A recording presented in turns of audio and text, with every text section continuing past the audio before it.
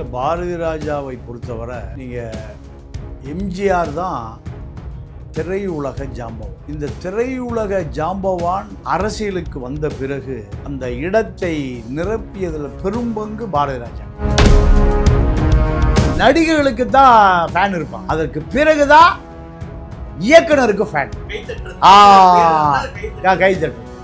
அப்போ பாரதி ராஜா தான் திரைப்படத்தை கேமரா எங்க எடுத்துட்டு போனார்? கிராமங்கள். ராதா கார்த்திக் நடித்த படம் அலைகள் ஓய்வதில்லை. அந்த அலைகள் ஓய்வதில் வந்த பிறகுதான் கூட படிக்கிற பிள்ளைகளுக்கு லவ் லெட்டர் கொடுக்குற பழக்கம் வந்தது. மெரிபா பன்னீர் சோடா, ஐ ட்ரஸ்ட் மெரிபா. எனக்கு நெருங்கிய நண்பர் பெரியார். நாங்களாம் கோவை ராமகிருஷ்ணனுடைய ஃபாலோவர்ஸ். எனக்கு ஒரு முறை கூட்டிட்டு பாரதி ராஜாவை எப்படி எனக்கு கூட்டிட்டு போய் அறிமுகப்படுத்துங்க, சரி வா போலாம் அப்படின்னு கூட்டிட்டு போய் ஒரு பாரதி ராஜாவை எனக்கு அறிமுகப்படுத்தினார். முற்போக்காளர்களை, அதாவது இந்த கருப்பு சட்டை சேப்பு சட்டை இவர்களை எல்லாம் அறிவார்ந்த பார்வையோடு அறிவார்ந்த கலந்துரையாடலை செய்கிறவர் அன்னைக்கு பாரதி ராஜா. சீமான தலைவராகினதே பாரதி ராஜா தானே. ஈழத்தமிழர் பிரச்சனை நடக்குது, நம்ம ராமேஸ்வரத்தில் போய் போராட்டம் பண்ணணும்னு அவ்வளவு பேர் திரட்டினதே பாரதி ராஜா. ஆனா பாரதி ராஜா இன்னொரு குற்றச்சாட்டு இருக்கு. ஜெமினி கணேசன், ஸ்ரீதர், பாலச்சந்தர் இவர்கள் தான் திரைப்பட உலக ஜாம்பவான். எல்லாமே மேட்டுக்குடி பார்ப்பன கலாச்சாரம் தான் சினிமாவா இருக்கும். அதை உடைத்து கிராமத்துக்கு எடுத்து கொண்டு போய் இன்னைக்கு மாரி செல்வராஜ், பா ரஞ்சித், வெற்றிமாறன் இதுக்கெல்லாமே பாதை போட்டு கொடுத்தவர். பார்ப்பனிய திரைப்பட கலாச்சாரத்தை உடைத்து நுறுக்கியவர் பாரதி ராஜா. ஐயா வணக்கங்க. வணக்கம். திரை பிரபலம், தமிழ்நாட்டுடைய சினிமாவுடைய திசைப்போக்கை மாற்றியவர் அப்படிங்கிற பெருமை பாரதி ராஜாவை சொல்லுவாங்க. இன்றைக்கி தமிழ் சினிமா மட்டுமல்ல, தமிழ்நாட்டினுடைய அரசியல் பிரபலங்கள் எல்லாருமே இன்றைக்கி இளைஞர்கள் தெரிவிக்கிற வகையில் பாரதி ராஜாவுடைய இறப்பு இருக்குது. அவருடைய இறப்பு தமிழ் சமூகத்தினுடைய தமிழ் சினிமாவுக்கு எத்தகைய பேரிழப்பாக நீங்கள் நினைக்கிறீங்க? உங்களுக்கு அவரை பற்றிய நினைவுகளை சொல்லாங்க. இல்லை, பாரதி ராஜாவை பொறுத்தவரை நீங்கள் எம்ஜிஆர் தான் திரையுலக ஜாம்பவான். இந்த திரையுலக ஜாம்பவான் அரசியலுக்கு வந்த பிறகு அந்த இடத்தை நிரப்பியதில் பெரும்பங்கு பாரதி ராஜா. எம்ஜிஆர் திரைப்படத்துறையில் குடிகட்டி பறந்த பொழுது எதிராக சிவாஜி மட்டும்தான் வளர முடியும். சிவாஜியுடைய ஆடியன்ஸ் அது ஒரு கிளாஸ் பீப்புள், மேட்டுக்குடி சமூகத்தை சார்ந்த. ஒரு 50 ஆண்டுகளுக்கு முன்பு எம்ஜிஆருடைய திரைப்படம் முடிவுக்கு வந்த பிறகு, நீங்கள் முதலமைச்சராக 77 உட்காருகிற பொழுது எனக்கு 17 வயசு. அப்போது எம்ஜிஆர் படம் எது வந்தாலும் பார்த்து விடுவது வாழ்நாள் கனவு. ஏன்னா நான் இது எப்படி சொல்கிறேன்னா, எம்ஜிஆர் படத்தை ஒருத்தன் பார்த்துட்டு வந்தான்னா நான் பள்ளி மாணவர்கள் அப்போ கதை சொல்லி அவனை போட்டு நச்சரிப்போம். அவன் ஒரு 25 பேர் உட்கார வச்சுட்டு கதை சொல்லுவான். இதயக்கணின்னு ஒரு படம் வந்தது. ஆமாம். அப்போ அதெல்லாம் எல்லாரும் வீட்லேயும் சினிமாவுக்கு அனுப்ப மாட்டாங்க. அப்போ என்ன பண்ண வச்சோம், இப்போல்லாம் பசங்கள்லாம் அப்பம் பேச்செல்லாம் கேட்குறதே இல்லை. அன்னைக்கு சினிமாவுக்கு போகணும்னா அந்த வீட்டில் 15 நாள் போராடணும். அப்போது எம்ஜிஆருடைய படங்கள் சமூகத்தில் ஒரு பெரிய பாதிப்பை ஏற்படுத்தியது. சிவாஜி படம் பாதிப்பு இல்லை. சிவாஜி படத்தை யார் பார்ப்பா? ஒரு மேட்டுக்குடி தான் பார்ப்பான். நீங்கள் எம்ஜிஆர் படத்தில் எனக்கு 40 பைசா டிக்கெட்டு, 60 பைசா டிக்கெட்டு, 80 பைசா டிக்கெட்டு, ₹1 டிக்கெட்டு, ₹1.50 டிக்கெட் இதெல்லாம் ஃபுல்லாகிடும். ஓ, சாதாரண மக்கள் நிறைய போவான். 40 பைசா தான் நான் பார்த்துருக்கேன். வண்டி மாடி 40 பைசா. கிராமங்களில் கூட டூரிங் டாக்கிஸ். நான் சொல்லுது நகரத்தில் 40 பைசா பெஞ்சு போட்டு வச்சுருப்பான். இதுக்கு நடுவில் முறுக்கு மிச்சர்னு அதெல்லாம் விற்பான். அம்மா அப்பாட்ட போனால் அதெல்லாம் வாங்கி வைப்பான். அப்போ ஏண்டா உனக்கு 8 நாள் செலவு ஒன்றுமே சினிமாக்குங்குவாங்க. 10 பைசா முறுக்கு, அப்போ 2 பைசா ஒரு முறுக்கு, 10 முறுக்கு, 5 முறுக்கு சினிமா முடிய வரை திருட்டே இருக்கலாம். அப்போ இந்த காலம் முடிந்த பிறகு எம்ஜிஆர் எம்ஜிஆர் முதலமைச்சரான பிறகு 77 படம் எடுக்கலை. அப்போ அந்த இடைவெளி வந்த பிறகு தான் எம்ஜிஆர் படத்துக்கு என்ன மாதம் அதே மாதம் நானே போய் பார்த்தேன். 3 முடிச்சு. கமல், ரஜினி, ஸ்ரீதேவி நடித்த படம். பாரதி ராஜாவுடைய கேரக்டர் யாரு? ரஜினி, கமல், ஸ்ரீதேவி. அன்னைக்கு 3 பேர் தான் திரை உலகத்தில் டாப் ஆட்கள். ஸ்ரீதேவி. அப்போ எனக்கு தெரிஞ்சு ஒரு நண்பன், அவன் கொஞ்சம் ஊனமுற்றவன், ஸ்ரீதேவி எனக்கு கட்டி வைன்னு வீட்டில் ஒரே சண்டை. எங்களாம் ஆச்சரியமாக போச்சு, என்ன லூசு பயிலாக இருக்காவன். அது 16 வயதில் படம் பார்த்துட்டு எனக்கு கட்டு ஸ்ரீதேவி கட்டுவீர் வீட்டில் சண்டை, அவங்க ஒரே பையன், வசதியான வீட்டு பையன், நாங்கள்லாம் என்னடா லூஸ் ஆகிட்டானவன், அவன் யதார்த்தமாக கட்டி வைக்கிறான். அப்போ இந்த சினிமாவுடைய தாக்கம் எப்படி இருக்குன்னு பாருங்கள்.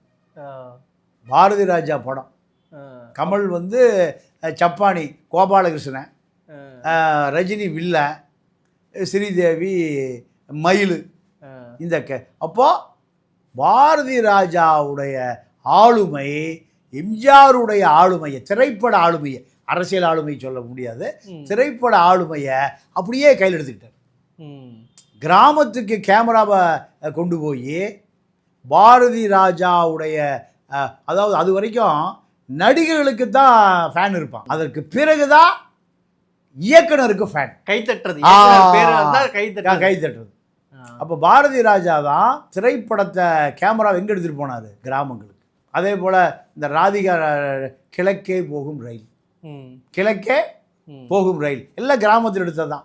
சுதாகரை ஒரு ஹீரோவாக பார்க்க முடியும், ஒரு காமெடினா தான் பார்க்க முடியும். அந்த காமெடினா ஹீரோவாக காண்பித்ததில் பாரதி ராஜா படம் வந்து ரயில் படம், ரயில் ஒரு சீனில் ரயில் இருக்கும், ஏன்னா கிராமத்தில் தப்பிச்சு போகிறோம், ரயிலில் தப்பிச்சு போகலான்னு காமிச்சவரே அவர் தான். அதே போல் ராதா கார்த்திக்கு நடித்த படம் அலைகள் ஓய்வதில்லை. அந்த அலைகள் ஓய்வதில் வந்த பிறகு தான் கூட படிக்கிற பிள்ளைகளுக்கு லவ் லெட்டர் கொடுக்குற பழக்கம் வளர்ந்தது. அதாவது பள்ளிக்கூடத்து கல்லூரி அல்ல, பள்ளிக்கூடத்து மாணவன் காதல் செய்ய சொல்லி கற்றுக் கொடுத்ததே பாரதி ராஜா தான். அப்போது கூட படிக்கிற பிள்ளைங்க லவ் லெட்டர் கொடுப்பான், அது வீட்டில் போய் பிரித்து பார்க்கும்போது அவங்க அப்பா அத்தா பார்ப்பான், அடிப்பான், ஒரே சண்டை வரும். காதல்லாம் என்னே தெரியாத காலத்தில் காதலிக்க கற்றுக் கொடுத்தவர் பாரதி ராஜா தான். இப்படி பாரதி ராஜாவை பற்றி சொல்லிகிட்டே போகலாம். அதே போல் கருத்தம்மா படம், கள்ளிப்பால், பெண் குழந்தைகளை கொடூரமாக கள்ளிப்பால், எருக்களப்பால், கருக்கா, எது நெல்லு கருக்கா தொண்டையில் போட்டு கொலை செய்கிற பழக்கம், கொடூரமான பழக்கம்னு வெளி உலகத்துக்கு கொண்டு வந்தவர் பாரதி ராஜா. தன் சமூக ஆமாம் சொல்ல முடியாது அந்த பக்கம். ஆமாம், அந்த அதில் நடித்த பெரியார் தாசன் பிற்காலத்தில் அப்துல்லா மாறிட்டார், எனக்கு நெருங்கிய நண்பன் பெரியார். நாங்கள்லாம் கோவை ராமகிருஷ்ணனுடைய ஃபாலோவர்ஸ். நான் திருப்பூரில் பெரியதாசனை வச்சு ஒரு 100 கூட்டம் போட்டிருக்கேன். அப்போது எனக்கு ஒரு முறை கூட்டிகிட்டு பாரதி ராஜாவை எப்படி எனக்கு கூட்டிகிட்டு போய் அறிமுகப்படுத்துங்கன்னு, சரி வா போகலாம் அப்படின்னு கூட்டிகிட்டு போய் ஒரு பாரதி ராஜாவை எனக்கு அறிமுகப்படுத்தினார். நான் சொல்கிறது ஒரு 90 காலகட்டத்தில் ஏதோ ஒரு படத்தில் டிஸ்கஷன் நடந்துட்டு இருக்கிற போது, உங்களை பார்க்குறதுக்கு எங்கள் திராவிட பெரியார் தொண்டாவத்து வந்திருக்கா, வர சொல்லுங்கள், நம்முடைய தகுதியாக அன்றைக்கி பெரியார் தொண்டன் தான், கருப்பு சட்டையோடு போகிறது. இப்படி முற்போக்காளர்களை, அதாவது இந்த கருப்பு சட்டை, சேப்பு சட்டை, இவர்களை எல்லாம் அறிவார்ந்த பார்வையோடு அறிவார்ந்த கலந்துரையாடலை செய்கிறவர் அன்றைக்கி பாரதி ராஜா. அதனால தான் மணிவண்ணன் என்ற ஒரு நக்சலைட் பாரதி ராஜாவோடு நெருங்க முடிஞ்சு. இப்படி பல பேரை சொல்லியிருக்கலாம். இன்னைக்கு இருக்கிற அந்த சைமன் சீமான் கூட பாரதி ராஜாவுடைய சிசின் தான், பாலா, இப்படி பல பேரை சொல்லிட்டு நிறைய பேர் இருக்காங்க. அப்போ காரணம்னு கேட்டிங்கன்னா, இப்போ அவர்கிட்ட இன்னொரு, அவர் மீது ஒரு குற்றச்சாட்டும் இருக்குது. என்ன குற்றச்சாட்டுனா, இளம் இயக்குநர்களை அவர் வளர்த்து விடலை. வெளியில் போய் தான் அவன் வெளியே வந்தானே தவிர, பாரதி ராஜாவால் இளம் இயக்குநர்கள் பல பேருக்கு முகவரி எல்லாம் போச்சு. இன்னொன்று, அவர் ஒரு சாதி வெறி தனியோடு இருப்பார் அப்படின்ற மாதிரி சொல்கிறாங்கல்ல. இப்போ நீங்களாம் பழகிருக்கீங்க, ஒரு பக்கம் முற்போக்காளரை கொண்டாடுறவராகவும் நீங்கள் சொல்கிறீங்க, ஒரு பக்கம் ஒரு சாதி வெறியராகவும் சொல்கிறது இருக்குல்ல, உண்மையாகவே ஒரு சாதி வெறியரா? அதாவது நீங்கள் ஒரு விஷயத்தை எப்போவுமே பார்க்கணும். ஒருவர் பிரபலமாக வளர்ந்த பிறகு அந்த சாதி தான் அவரை அரவணைத்துக் கொள்ளும். உதாரணத்துக்கு காமராஜரே தப்பு இல்லை. காமராஜர் நீங்கள் கேட்ட கேள்வி அருமையான கேள்வி. ஒரு பெரிய கலைஞன், அந்த கலைஞன் இப்படியா சாதி வெறியோடு இருப்பான் அப்படிங்கிற கேட்குற கேள்வி சிந்திக்கக்கூடிய கேள்வி. ஆனால் தமிழ்நாட்டு சாபக்கேடு என்னென்னா, காமராஜரை காங்கிரஸ் கைவிட்டுருச்சு. அகில இந்திய தலைவர், உலகத் தலைவர்களோடு அரசியல் செய்தவர். அப்போ இவ்வளோ பெரிய தலைவர் கடைசி காலத்தில் எங்கே போய் அடைக்கலமாகிறார்? நாகர்கோயிலில் போய் நாடார் சமூகத்தில் போய் நின்று தான் எம்பி ஆகிறார். அப்புச்சின்னு அந்த நாடார் சமூகம் தான் திண்டுக்கல்ல அதே தோற்கடிக்கப்பட்ட நாடார் சமூகம் தான் விருதுநகர் நாடார் கூட தோற்கடிக்கிறான். திருப்பி எங்கே போய் ஜெயிக்கிறாரு? காமராஜருக்கு அது அடையாளம். முத்துராமலிங்க தேவருக்கு என்ன அடையாளம்? முத்துராமலிங்க தேவர் வந்து நேதாஜியினுடைய படை தளபதி. நேதாஜி அகில இந்திய அகில உலக தலைவன். ஹிட்லரை போய் பார்க்க போறார், தப்பி போய் எங்கே எது வழியா வியட்நாம் வழியாக தப்பி போறார். அவர் கடைசியில் என்ன அடையாளம்? சாதி. அது தமிழ்நாட்டுடைய சாபக்கேர். அதை முதல்ல உடைச்சி எரியணும். மீண்டும் கடுமையான ராமசாமி நாயக்கர் தானே சொல்கிறேன் இன்னைக்கு. அவர் சாதி ஒழிப்பதற்காக எத்தனை பேர் ஜெயிலில் போய் செத்தே போயிட்டான். சுடுகாடு, சிறைக்குள்ளே சுடுகாடாச்சு. சட்டேரிப்பு அப்போ இப்படி பல விஷயங்கள் இருக்கு. இப்போ பாரதி ராஜாவை பொறுத்த வரைக்கும் பாரதி ராஜா எம்ஜிஆர் சிவாஜிக்கு பிறகு ரஜினி கமல் இவர்களுக்கு இணையாக பேசப்பட்ட இயக்குனர். அதுக்கு பிறகு அந்த பேர் யாருக்குமே வரல. சரி, ஒரு பத்திரிகைக்கு எதிரான போராட்டங்கள் செஞ்சாரு. நடிகையின் கதை தொடர் வெளியிட்டதுக்காக அந்த பத்திரிகைக்கு எதிரான பெரும் போராட்டத்தில் நடத்துறேன்னு சொன்னாங்கல்ல. நீங்கள் அந்த சமயத்தில் தமிழா பத்திரிகையெல்லாம் நடத்திருப்பீங்க. அது என்ன விஷயங்க? அதாவது பாரதி ராஜாவை பொறுத்த வரைக்கும் அவருக்கு இந்த திரைப்படத்துறையில் பாதிக்கப்பட்ட அத்தனை பேரும் பாரதி ராஜாட்ட தான் போய் புகார் சொல்லுவாங்க. பாரதி ராஜா காலத்துக்கு பிறகு அது விஜயகாந்த் வந்தது. யார் என்னை பற்றி கிசு கிசு எழுதுறாங்க, நான் அதாவது கால் கேர்ள்ஸ், அதாவது நான் என்ன தவறாக இரவு பெண்மணியா விலை மாதா என்னை சித்தரிக்கிறாங்கன்னு அவர் அந்த தொலைபேசி மூலம் அந்த எடிட்டர் பேசுகிறாரு. 2 பேரும் சண்டை வந்துருச்சு. எல்லாம் நீங்கள்லாம் ஒழுக்கமா, நீ ஒழுக்கமா, அந்த பத்திரிக்கையாளர் யாருன்னு வேண்டாம், இன்றைக்கி பிரபலமாக இருக்கார், அவர் வயசான காலத்தில் இருக்கார். கேட்ட பிறகு உங்கள் ஆஃபீஸை கொடுத்துறேன்டா. யார்? பாரதி ராஜா. அது நீங்கள் சொன்னீங்கல்ல, அந்த சாதி திமிரு இருக்கத்தானே செய்யும். நீங்கள் இந்த சாதி பூராமே படை வீரர்கள், இந்த ஜீன் அப்படியே இருக்கும். ராஜராஜ சோழனுடைய படை வீரர்கள் யாருன்னு கேட்டிங்கன்னா, நீங்கள் அந்த வன்னிய சமூகத்து மக்கள் பூரா படையாட்சி, உலகத்தையே வென்றவன். எங்க பட்டம் படையாட்சி. அப்போ இந்த சோழ மண்டலத்தில் உலகத்திலேயே பெரிய இராணுவம், உலகத்திலேயே 5 லட்சம் இராணுவமாக இருந்திருக்கான். 2 லட்சம் பேர் நேவியாக இருந்திருக்கான், கடல் போரில் இருந்திருக்கான். யார்? ராஜராஜ சோழனுடைய மகன் ராஜேந்திர சோழன்கிட்ட 2 லட்சம் பேர் விவசாயம் பண்ணுவான், தேவைன்னா ஆயுதத்தை தூக்கிடுவான், அப்படி இருந்தான். அப்போ யார்? அத்தனை மக்களையும் இராணுவம் மயப்படுத்தி வச்சிருந்தான். அப்போ அவனுக்கு ஜீனில் இராணுவம் இருக்குமா இல்லையா? அதான் வன்னிய மக்கள், வன்னிய சமூகம் இருக்குல்ல, அதான் படையாட்சி கவுண்டாக்குறாங்கல்ல, அவர்கள் பூராமே உண்மையாகவே படை நடத்தியவர்கள். நீங்கள் முக்குளத்தோர ராஜாவுடைய படை தளபதிகள். அப்போ அவனுக்கு இயல்பாக என்ன இருக்கும்? அதுதான். அது நீங்கள் சாதிக்கு தந்து புத்தின்னு சொல்கிறான், அப்படி எடுத்துக்க முடியாது. இப்போ ஒடுக்கப்பட்ட மக்கள் உழைக்கிறான், உடம்பு முறுக்கேறி இருக்கு, அவன் தமிழனாக இருக்க வரைக்கும் அவன் வீரனாக இருந்தான். என்னைக்கு அவன் இந்துவாக மாறினானோ போச்சு. பறையருங்கிற ஜாதி தான் மேல் ஜாதியாக இருந்திருக்கான். பாப்பானுக்கு மேல் ஜாதி பறையன், கேட்க நாதி இல்லாமல் கீழ் சாதி ஆனான். ஏன்னா கோயிலில் பறையடிச்சு சாமி கூட கூப்பிட்டான், அவன் தான் பூசை வச்சான் எங்க கோயிலில். அப்போ அவன் எப்படி தாழ்த்தப்பட்டவனாக இருப்பான்? இந்து மதத்துக்கும் புத்த மதத்துக்குமான சண்டை. இதே போல தான் புவனேஸ்வரி விஷயத்துல தானே தினமலர் பத்திரிகை எதிரான ஒரு விஷயம் நடந்தது. ஆமாம். இப்போ இது மாதிரி சினிமா தொழிலாளர்களுக்கு ஒரு யாரு போய் சொன்னாலும் சரி உடனே போன போட்டு கேட்பாரு, ஐயா எனக்கு பள்ளிக்கூடத்தில் சீட்டு வேணும், உடனே போன போட்டு பேசுவார். இதெல்லாம் நீங்கள் இந்த குணம் பாரதி ராஜா, அடுத்து விஜயகாந்த். விஜயகாந்தால் சினிமா துறையில் இருக்கிற பல பேர் மெடிக்கல் காலேஜுக்கு போகிறதுக்கு காரணமே விஜயகாந்தும் பாரதி ராஜா தான். பல பேர் என்ன காரணம்னா, ஜேபிஆர்ட்ட பேசுங்க, ஜெகத்ரட்சகிட்ட பேசுங்க, உடையாட்ட பேசுங்க. நான் பாரதி ராஜா பேசுகிறேன், என்னென்ன விஷயம், ஏதோ ஒரு 20 லட்ச ரூபா வச்சுருக்கான், நீங்கள் 50 லட்சம் கேட்குறீங்களா, 5 லட்சம் வச்சுருக்கான், 7 லட்சம் சரி அனுப்புங்க. இப்படி நிறைய பேர். இதுதான் நீங்கள் சீமான தலைவராகினதே பாரதி ராஜா தானே. ஈழத்தமிழர் பிரச்சனை நடக்குது, நம்ம ராமேஸ்வரத்தில் போய் போராட்டம் பண்ணணும்னு அவ்வளோ பேர் திரட்டினதே பாரதி ராஜா தான். பத்மஸ்ரீ விருதை நிராகரிச்சாருன்னு சொல்கிறாங்களே ஈழ போராட்டம். ஆமாம். அதாவது பாரதி ராஜாவை RSS தொடர்பு கொள்கிறான். நீங்கள் இந்த வேதம் புதிது, இந்த மாதிரி இதை அடக்கி வைங்கன்னு அவருக்கு அது ஒரு பெரிய முரண்பாடு நடுவில் நடந்துச்சு. இவர் அந்த செட்டப்புக்குள்ளே கொண்டு போகிறதுக்கு ஏன்னா அது வரைக்கும் பாலச்சந்தர் தான் டைரக்ட், ஸ்ரீதர், பாலு மகேந்திரன்லாம் வந்து சமயம் அது. ஆமாம், பாலு மகேந்திரன்லாம் ஈழத்தமிழர், இதெல்லாம் உடைச்சிட்டு வந்த ஆளுங்க. இதுக்கு முன்னத்தியாரே பாரதி ராஜா தான். ஆனால் பாரதி ராஜா இன்னொரு குற்றச்சாட்டு இருக்குது, எந்த தமிழச்சியும் அறிமுகப்படுத்துறது இல்லை. அம்பிகா, ராதா, அவர் ரேவதி, ரஞ்சிதா, ராதிகா, அந்த குன்னூர்லேருந்து ஒரு ஹோட்டலில் கொண்டு, இப்படி எல்லாமே தமிழச்சி அல்லாதவர். நீங்கள் அலைகள் ஓய்வுகளுக்கு ஒரு கதாநாயகி வேணும்னு கேட்குறாரு, யார்கிட்ட தேடுறாரு. அப்போ சரசம்மா யார்? அம்பிகாவுடைய அம்மா என் மக இருக்கா, உதயச்சந்திரிகான்னு பேர், ராதா பேர், என் மக ஃபோட்டோ, சரி உடனே வர சொல்லு, இல்லை இதில் இருக்கா திருவனந்தபுரத்தில், கிளம்பி ஃப்ளைட்டில் திருவனந்தபுரம் போகிறார், போய் அங்கே பார்க்குறாரு, சரி இது தமிழ் மூஞ்சியாக இருக்குது, மலையாள மூஞ்சியாக கூடாது, நான் எதிர்பார்த்த கதானை ராதாவை அலைகள் ஓய்வில் அறிமுகப்படுத்துகிறார். அப்போவே இங்கே இருக்கிற ஆட்கள்லாம் சொன்னாங்க, ஏன் ஒரு தமிழ்ச்சியே கிடைக்கலையா உனக்கு? மண் வாசனை இருக்கிற படத்துல மண் சார்ந்த பொண்ணு, மண் வாசனையில் ரேவதி, அந்தம்மா மலையாளி, இது அவர் மேலே ஒரு புகார். இதை நான் பேசின சமீபத்தில் நான் இந்த சமூக வலைதளம் வந்து ஒரு பேசின பிறகு என் மீது தனிப்பட்ட தாக்குதலை தொடுக்கிறாங்கன்னு என்ன சொல்கிறார், என் மீதே சொல்கிறார். என் மீது இதுவரைக்கும் யாருமே தொடுக்காத குற்றச்சாட்டு, தனி மனித தாக்குதல் நடக்குது.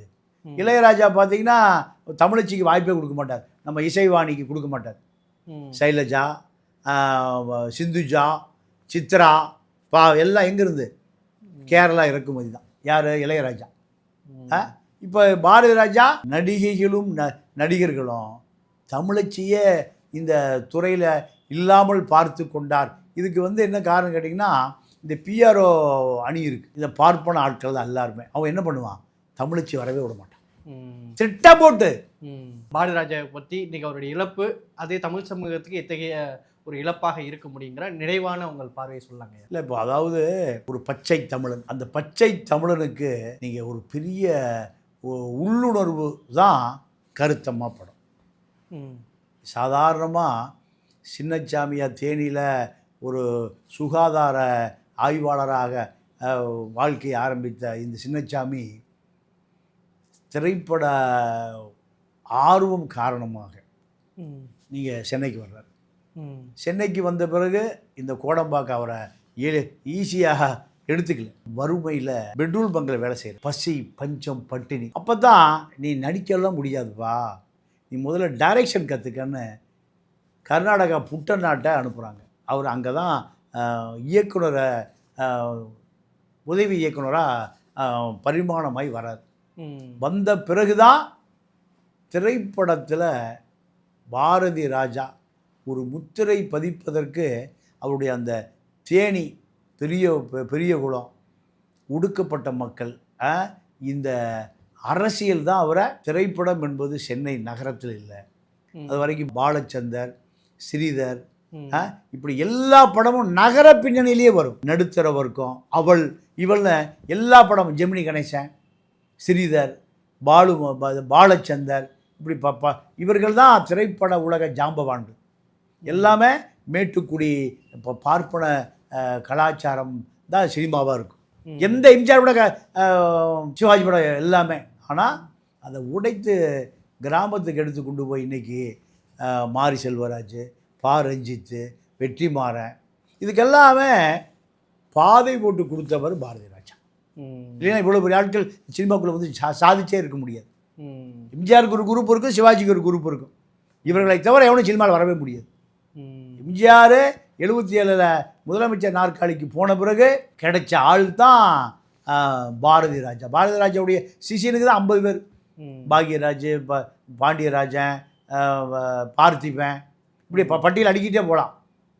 அப்போ இதற்கு இந்த பார்ப்பனிய அரசியலை, பார்ப்பனிய திரைப்பட கலாச்சாரத்தை உடைத்து நொறுக்கியவர் பாரதி ராஜா. தமிழ் தேசியவாதி, சீமானுடைய குருவே அவர் தான். சீமானுடைய குருவே ஒரு பற்றாளர். இப்படி. ஆனால் என்ன வருத்தம்னா, அவர் தன்னுடைய மகனை ஒரு திரைப்பட இயக்குனராகவோ ஒரு நடிகராகவோ வர முடியாமல் போனதுக்கு காரணமே பாரதி ராஜா தான். அந்த பாரதி ராஜாவை கடைசியை கொண்டு போய் சங்கட்டெல்லாம் விடுறார், இப்படியாவது திரைப்பட தொழிலை கற்றுக்கொள்ளணும். இப்போ எஸ்.ஏ. சந்திரசேகர் விஜயை நடிகராக மட்டுமல்ல முதலமைச்சராக ஆக்கியிருக்கு. அந்த உழைப்பு பாரதி ராஜாட்ட இருந்தது. ஏன் மனோஜ் ஒரு பெரிய திரைப்பட நடிகனாகவோ அல்லது ஒரு இயக்குனராகவோ மாற்ற முடியாமல் போனது எது? அதுதான் அவருடைய பலவீனம். சரிங்க, பல்வேறு விஷயங்களை பகிர்ந்துட்டீங்க. கருத்துக்கு நடத்தி நன்றி, வணக்கம். மெரிபா பன்னீர் சோடா, ஐ ட்ரஸ்ட் மெரிபா.